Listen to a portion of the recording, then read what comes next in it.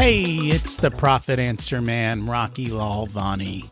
If you're new to the podcast, check out my interview with Mike Michalowicz. It's episode number 2. If you want to hear about each chapter in the Profit First book, go back and listen to episodes 3 through 13.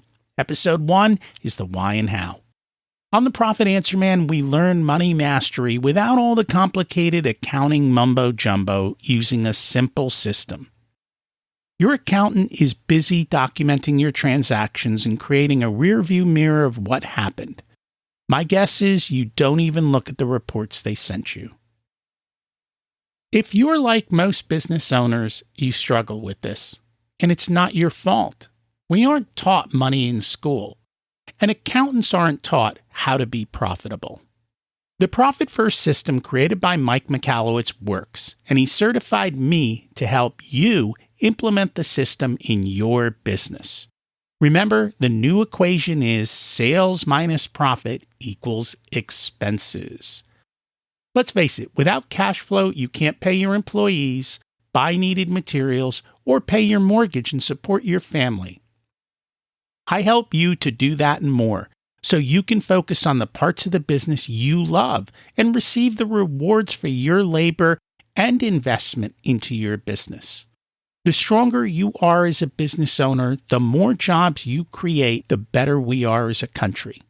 Small business owners are the backbone of America, and for that, you deserve to be well rewarded. Just remember, more revenue does not equal more profit. That's why we focus on the bottom line. One of the biggest problems many businesses face is marrying all the technology they use so that they talk to each other, and it automates many of the tasks that are routine and boring for the employees. Getting this right isn't easy, and that's why I wanted Sam to join us.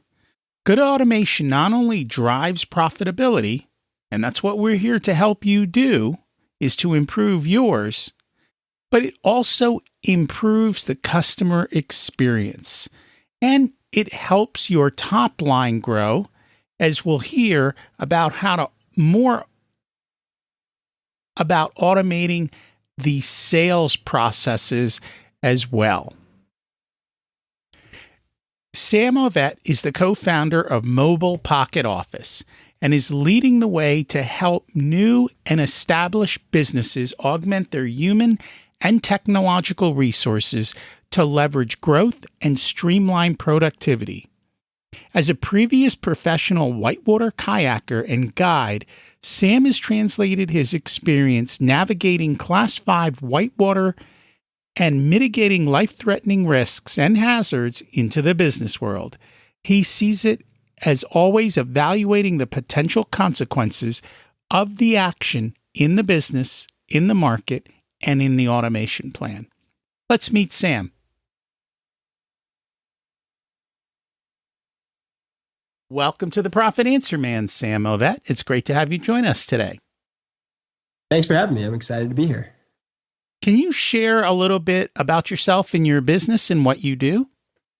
Sure. So my name is Sam Ovett, and I'm in business with my dad, who's my partner. So I don't work for him, but he's my partner in business. So that's a whole interesting story that we can get into if you're interested, or for another time. But we work together to run Mobile Pocket Office, and our firm helps people look at their business through the lens of automation. And we do consulting with people to understand what can be automated, how that would look, and then we actually functionally put in the technology to automate stuff. And we focus, the starting point is really sales and marketing. And then, if we can help people with that, usually they're very excited to talk about the other pieces of their business. But revenue is the starting point, and that's where people get excited about first. That it is, and that sounds very much in alignment with what we do. Because as a Profit First, we look at, that's the first step.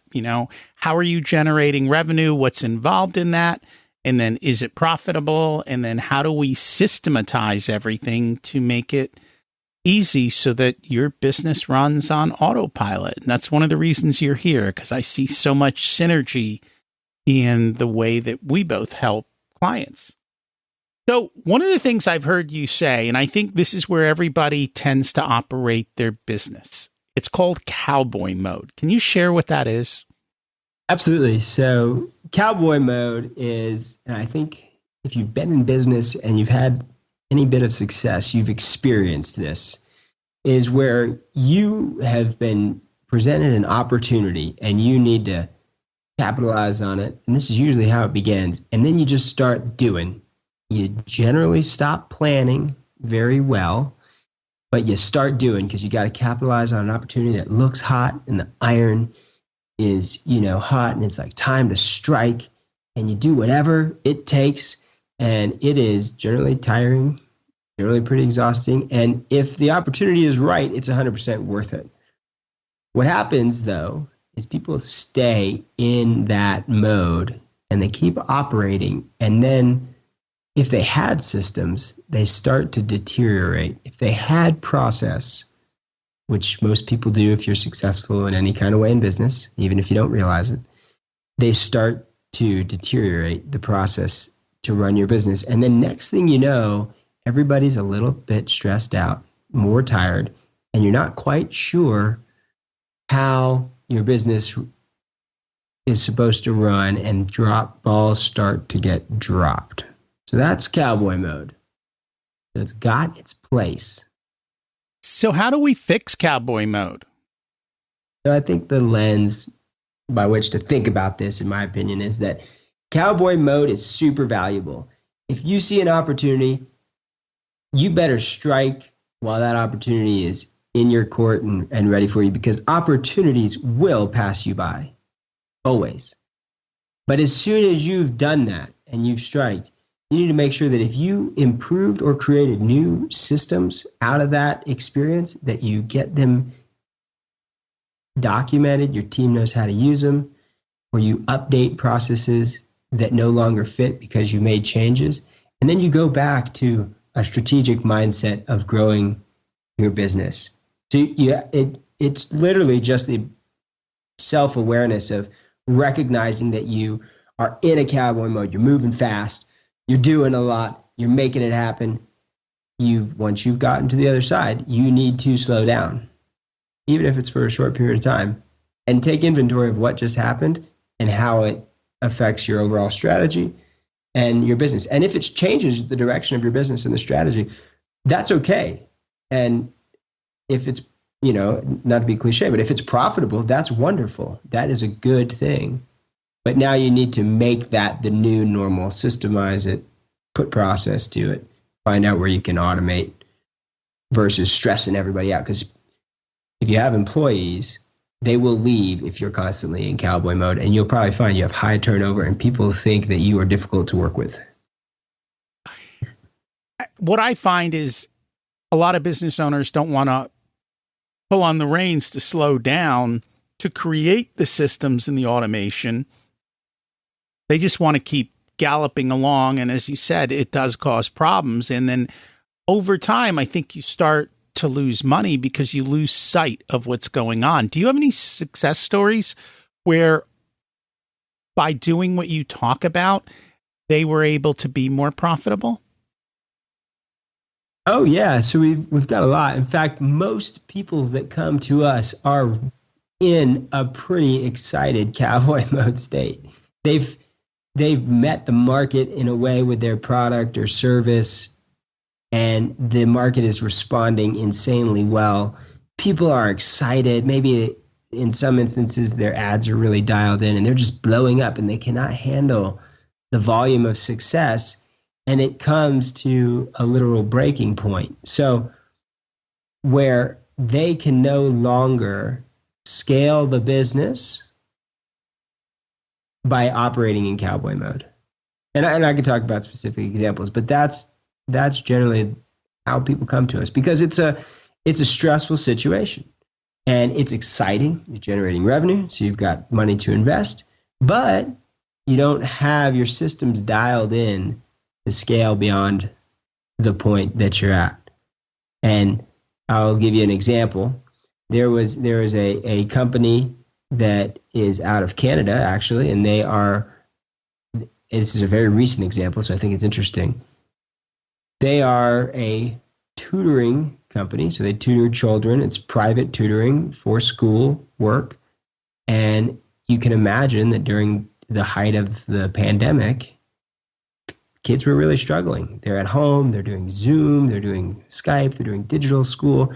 It's a totally different way of doing things. You don't have traditional access to tutors the way you would. So meeting people in an online space and being able to provide private tutoring, not that it's anything insanely new, but the demand was really high. And so they were effectively, by default, had to go into cowboy mode to meet the demand. And they were hiring staff to handle all the busy work involved with onboarding a student, keeping track of when the meetings were, all the different things that go into it. In addition to, they were running ads, and from a revenue perspective, they were profitable relative to what they were spending, but they didn't know which ad was driving sales, which audience. So there was a lot of waste in the system.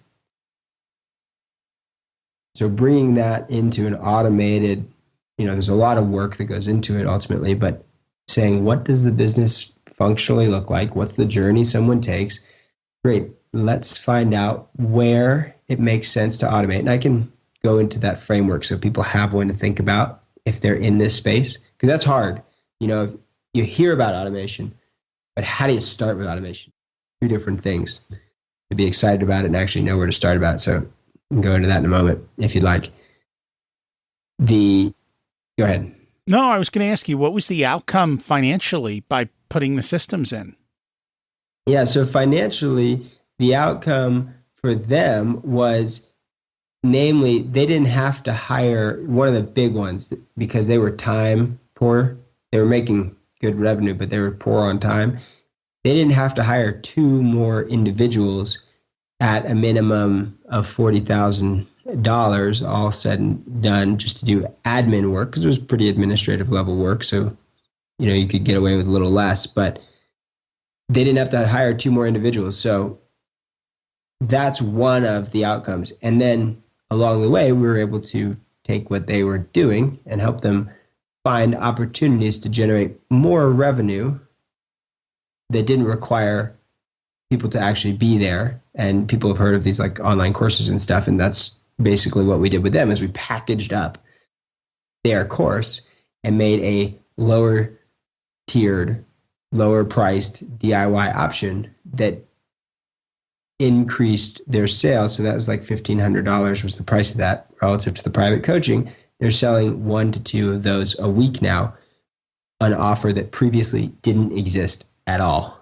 and takes no more additional human time to operate. And this is where it really gets tricky, I think, for business owners, is when you're looking at an expense, the question is does it actually drive revenue, or is it basically a lot of excessive overhead where you're paying people that are doing processes that really don't add value to the system, but suck a lot of money out of it? And it sounds like in this case, that is kind of what was going on. The thing I find is people don't even know where to start. So for you, you talk about the customer journey, and you were going to say, like, how do we get started in this? What do you do? The way you get started is I give people first a framework to think about. And, there's a lot of frameworks out there. This one has been working really well for us for a while now. And so we use this one. It doesn't mean other frameworks are wrong, but the framework that we look at things through from an automation perspective, is the following. Every business, regardless of industry, has 5 categories that they need to look at when it comes to process. We'll start with process. It's attract, because you got to attract new business. That's marketing. That's the hard work of getting people interested in you, whether that's advertising, content, referrals, whatever that may be. That attract part usually isn't entirely automatable. Some of the pieces of it are, but you got to have a creative human doing work to figure out what's working. And you need to have the systems to understand if it's working. Totally separate conversation. But so you have attract, then you have convert.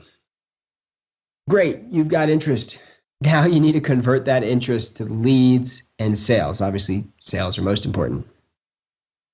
Then you got to fulfill whatever you promised. And you got to be really good at that, because that's a great way to tank a business, right? If you're making promises, people are buying your promise, which is ultimately what we do when we buy products and services, and it doesn't live up to it, well, that's not going to last very long.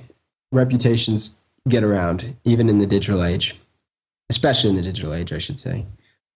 So we have attract, convert, fulfill, and that's where most businesses stop. The good ones have processes for delighting their customers, which can take a couple of forms. One is just helping people get a little more value out of what they actually bought. And the other is, in addition to value, offering them more opportunities to buy things that increase the lifetime value of that person as a customer and create a better experience. And people, when they first hear that, they go, well, there's usually a little pushback. Like, well, they're a customer. What if, what else am I going to sell them? And the answer is, are they delighted buying more? And if people just think through their daily interactions and all the things that they buy and then buy an accessory item to go with it to make the experience even better, it is just all over the place. I mean, take something as basic as coffee. You buy a bag of coffee, you got to get a grinder to really do it really nicely. You got to buy like a Chemex or a espresso machine. Just the lifetime value of a customer, if done right, can enormously expand and create a wonderful experience for that customer to where they're now even more passionate about the thing that it started with. And then the last one is refer. So most people, if they do a good job or they have a great product, they get referrals. It's wonderful. But the flip side of that is most people don't have a system to make sure that they are doing one of two things: capturing customer service issues, because that's why you don't get referrals if you have customer service issues or some kind of issue, and making sure those get taken care of, and then finding the people who are just overwhelmingly excited about what they got and would be delighted and in a position to refer you new business. So attract, convert, fulfill, delight, refer. Those are the 5 big buckets. No matter what you do, product, service, combo, digital, physical, you got to do those 5 to really do it right. And what we have people do is think about it from that lens and say, all right, for all the digital automation that we do, print out, we give people this thing called the personal activity log. And I can give you a copy, you can give it to folks if you'd like, is in like the show notes, is a spreadsheet. It's really simple, and you could just do it on a piece of paper if you didn't even want to print one out. And you write down every 15 to 30 minutes what you did for 2 to 3 days. And it's not meant to beat people up in an organization. It's meant to just understand what is all the busy work that comprises our time to operate our business. And then you make sure that the people that are handling those 5 different components of your business are filled that out. And now you have an idea of the busy work and the processes. And busy work doesn't mean it's not necessary. It just means you have to do it. That are in those 5 different areas. And with that in mind, now you understand the processes that are in your business within the different 5 systems, the areas. Now you have an idea of what could even be up for discussion for automation. You with me? I am. Now is when it gets tricky, because you got to either invest your time or you got to hire somebody to do this automation thing to pull it off. And the first thing is, I tell people, if you don't have time, if you feel like you do not have time to make decisions and think strategically, the very first thing you need to do is find out, as a business, can you offload things that just suck up a high volume of time using automation? If you can, great. That's step 1. Make some time for yourself. And now you can think. Now you have space to make decisions. Usually those tasks are fairly automatable if they're consuming that much time and repetitive. Then you have to ask yourself the question, for everything else that we do, if automation, if a computer, some program, something digital or mechanical were to take care of this, does it impact the customer experience? And by impact, does it change the experience that the customer has? And for everything that the answer is no, and you're paying somebody to do it, you should look at automating it to make it consistent. If it impacts the customer experience, red flag, slow down. You don't necessarily want to automate that right away. And if you do, you want to automate a percentage of the customers that experience that to find out if it works. Because automation, while it saves time, it doesn't always improve the customer experience if it's not done right. And there are instances where having a human touch makes all the difference and also generates a lot of referrals and keeps people excited about your business. You know, it's funny because I call up all these major companies. Yeah. And they have automated systems for their phone. And the first thing they do is they tell me, hey, did you know we had a website? And I'm like, really? You're a major corporation and you have a website? I couldn't have conceived that. And then they tell me my answers can be found at the website. And I'm like, if I could get my answer there, I would have gone to the website. And then they give me 8 choices, none of which have anything to do with anything I'm calling about. And by this time, I'm fuming. Yeah. And are you excited to refer business at that point? Usually not. But I mean, you know, you're stuck with some of these big companies. And I understand their automation systems, but nobody's thinking about the choices. Right. And so that's exactly what I'm talking about. That idea of like, if you could get straight to someone and get your answer quicker, your experience is going to largely be a lot different. And it may be that they've said, you know, the trade-off just isn't economically viable for us with the volume we have. But if you could, or if you could improve the system where it made more sense, that'd be a much better experience. And I think that's part of one of the trends that we're seeing is, as a consumer, we have choices, and where we have the choice between similar services, and one has great customer service and one doesn't, relatively similar price point, even if one's a little bit higher, I'm generally going to choose the one with better customer service where I can talk to a human to solve my problems. And I think automation's going to continue to happen. And especially now, I think the number one complaint I'm hearing from the business owners is they can't find employees and the cost of employees is skyrocketing. And I know McDonald's is solving that by automating everything from the order process through to the cooking process. And so they're going to be able to compete better than somebody else. And every business has their own particular areas, and you have to figure out where it makes sense and where automation actually makes the system go easier. So for like me, when I go to the grocery store, it's actually faster and quicker for me to go through the self-checkout. And so I don't mind doing it because it turns into a better experience. It's when it doesn't turn in. You've got to sit down and figure it out, and you offer options because the grocery store has both. Yeah, I mean, I think that's why we've seen that stuff take off and stick around. And any new technology, which it's kind of getting past new technology at this point, you know, has its challenges and we work through. I'm curious, why do you think folks, and obviously it's an issue that's currently happening, but why do you think folks are having trouble finding employees? So nobody knows the exact answer. Of course, there's a lot of guesses.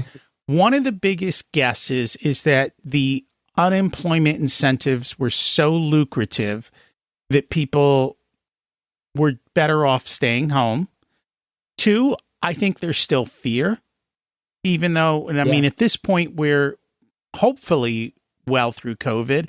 But earlier on, there's still fear. And I think the fear is legitimate in that, if you're working or living in a multi-generational family and somebody's 30 years old coming home to somebody who's 70, there's fear there. And I get it. And along those same parts of fear is if you've got a kid at home because he's got to go to school from home, most of these people cannot afford daycare for 3 kids or 2 kids when they're making $18 an hour. It's just not feasible.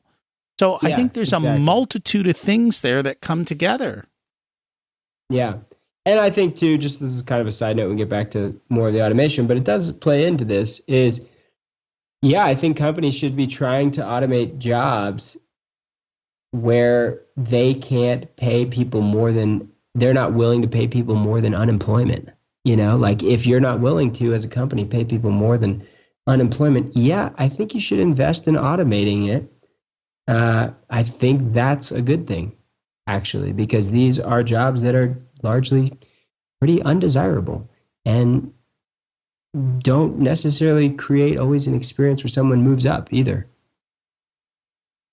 That is correct. And that is probably a controversial statement, and people have a lot of opinions on it, and I think that's okay. But I think if you're a business owner or in charge of something and you are not willing to pay someone's like truly living wage where someone can succeed with things, and government unemployment incentives are more enticing. Yes, fear is involved for sure, but government unemployment incentives are more enticing. I think we've got a problem there. So that's definitely probably something that should be automated instead where possible.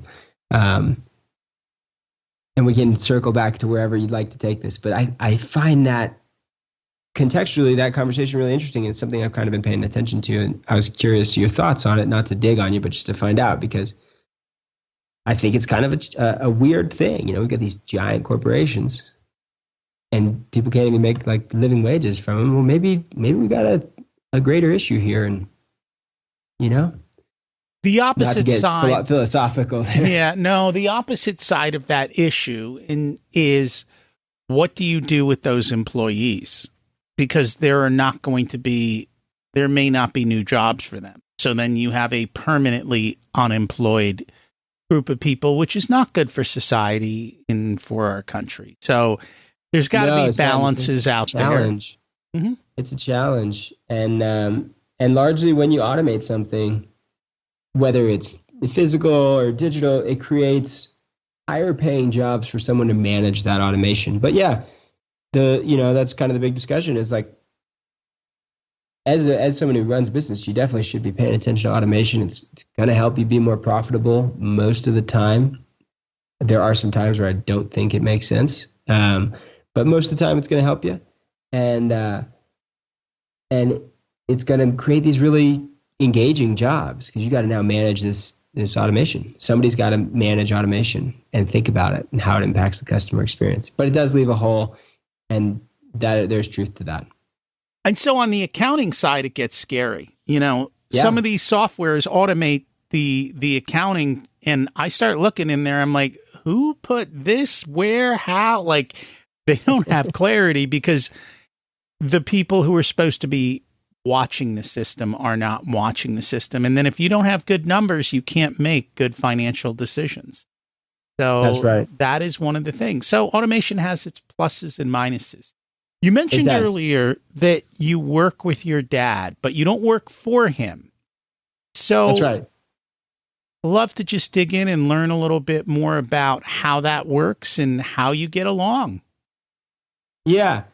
Let me give you a quick story. It's a pretty short one, but relative to accounting and automation, we actually use a company called Bench. And it's like a semi-automatic thing. It's mostly automated for our accounting, for our business, but there is a human, and we tried fully automated accounting. It didn't work. Like you said, it didn't work.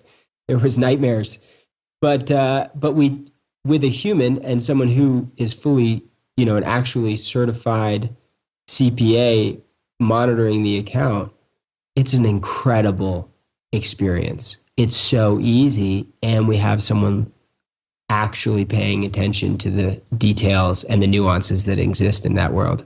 So that's a little side note, that it's like a beautiful human touch with automation combo. The problem, because I have people who use Bench. Yeah, it doesn't work for every business. Is that human needs to talk to you. And if you're not communicating human to human, then everything gets stuck in the system because they can't guess. They've got to know from you and get answers. Yep. Yeah, that is true. And like, you gotta talk to the, and like, you should be paying attention to that stuff anyways, but you are absolutely right. Yeah.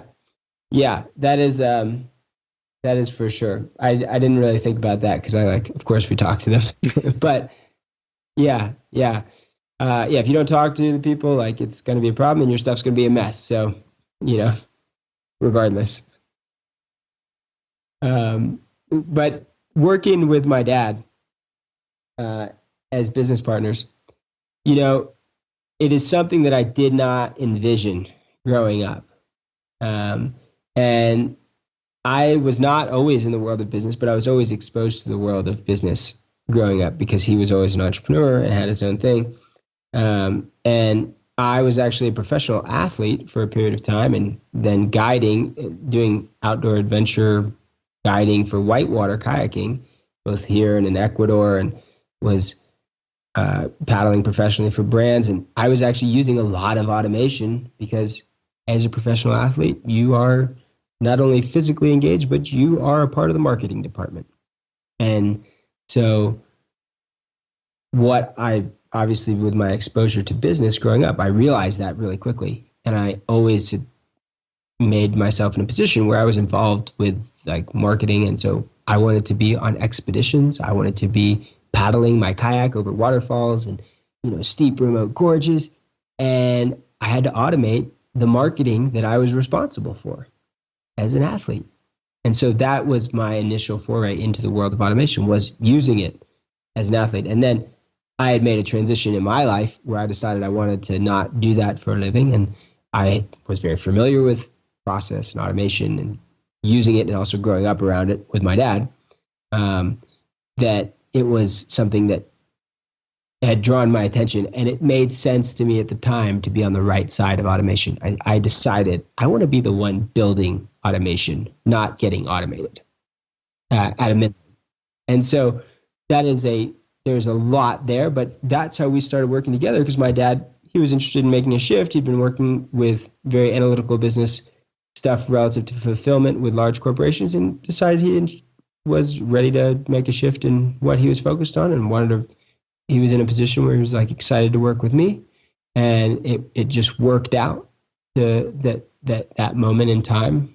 We started Mobile Pocket Office and started partnerships with software companies, and started sponsoring their events. And that's how we launched this business however many years ago it's been now.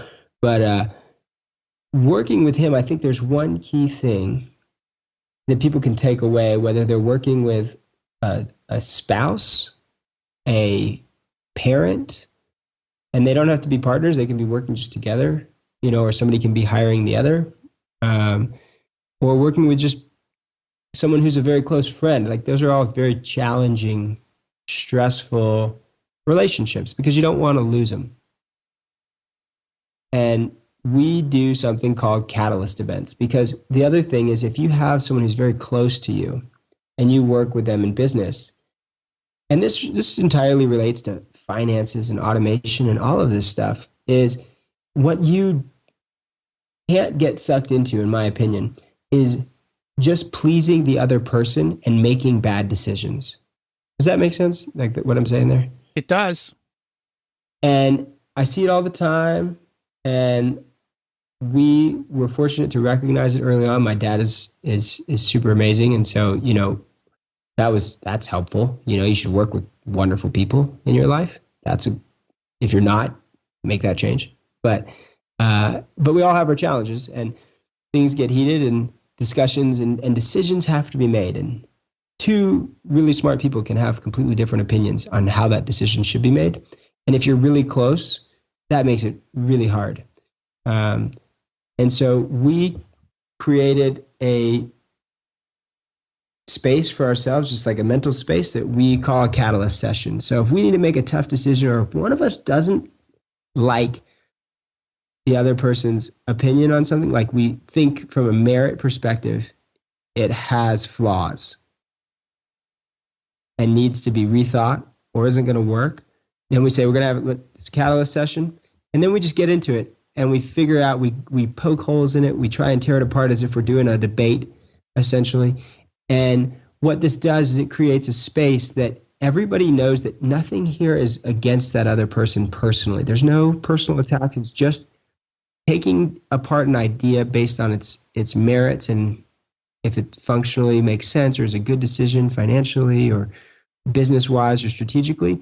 And anybody who has a close relationship like that can use this. So let's do a catalyst session. And you notice it. You're getting a little bit heated. You realize your ideas are conflicting, and you go, oh, wait a second, let's just do a catalyst session. And then it's a space for someone to work with that other individual to really, and them to work with you to say, I don't like the merits of your idea. And here's why.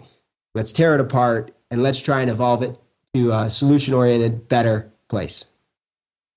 So that, I think, if there's one takeaway outside of the fact that, like, it's just fun, like a lot of times to work with my dad, and I think he'd say the same. There's challenges, of course. We're human. But that catalyst session is probably the biggest thing in being able to make good decisions and not get sucked into just pleasing the other person at the expense of good decision making.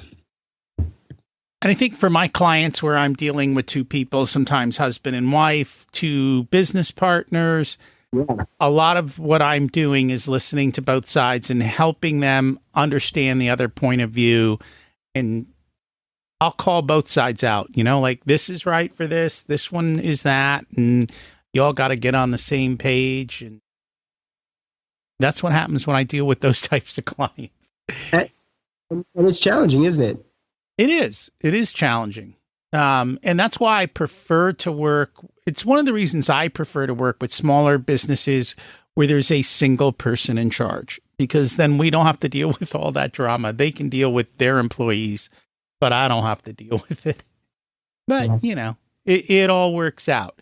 If people would like to get help automating their business, learn more about what you do, what is the best way for them to do that? Well, so the easiest and simplest way is just to go to our website. Imagine that, mobilepocketoffice.com. We've got a giant old button on there that says book a call. You can read about stuff. You can watch videos of clients' experiences. We're fortunate to have good clients who are happy to talk about their experiences, and we're on that call too. So you can get a sense of if you think we would work together well, and then you can book a call, and then we can have a chat to see if automation is a fit in your situation to help you solve some of your problems. I will say you do need to have a sense of your processes, or that you know that you even have some that you'd like to be automated. You don't have to know them exactly, but if you are just changing everything all the time, you're probably not in a position to work with us. But if you are more established and trying to scale and in a place where you're deciding whether or not to hire people or invest in technology, that's usually someone that makes sense to talk to us. And that's a good decision point. Like when sometimes people ask me, oh, should I hire somebody? And I should probably start asking them, is that something you can put into an automation process? Or is that something that we actually hire somebody and put a person in the seat? And so that's a good decision point. Yeah, and I'd rather see people spend a lot more money on really good, smart, creative people to help get new interest in their business, because usually that's like the hardest thing to do. Or design and create like new products if you're product oriented, versus hire somebody to do busy work. And I am very much with you there. We talk about paying people more, hiring good people, and then letting them do their job.